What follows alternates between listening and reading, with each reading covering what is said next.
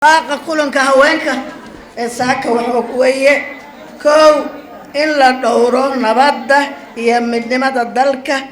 ee loona turo shacbigan Soomaaliyeed ee dhibaatooday cadawgiisuna badan yahay. labo in khilaafaadka la xiriira doorashooyinka lagu talagalay in la qabto sanadka 2020 ilaa 2021 oo waqtigoodii uu soo dhawaanayo lagu xalliyo wada hadal iyo musaalaxo. in haddii ay suurtoobi weydo in dalkan doorashadiisa la qabto waqtigeedii la qabto la siiyo fursad ah in 12 bilood dib loo dhigo doorashada markaana laga wada tasho in sidii loo qaban lahaa iyo cidda sida loo wada maamulaha wadajir loogu wada maamuli lahaa ee doorashadaasina ay noqoto midda doorashada tooska ah ee codka qof iyo codkiisa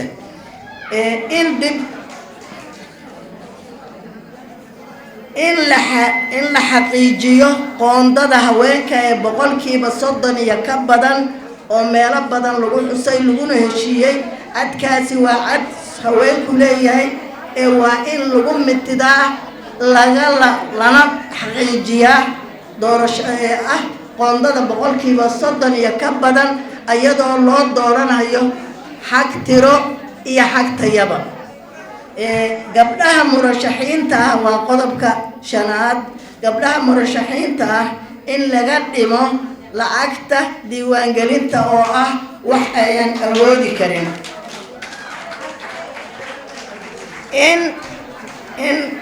in xilalka xildhibaannimada ee labada aqal ee rag iyo dumarba loo doorto dad aqoon leh, karti leh, hufnaan leh, diin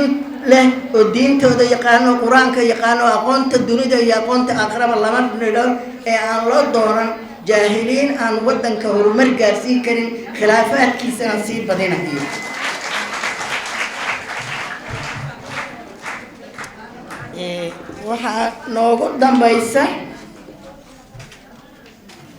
waxaa noogu dhowrta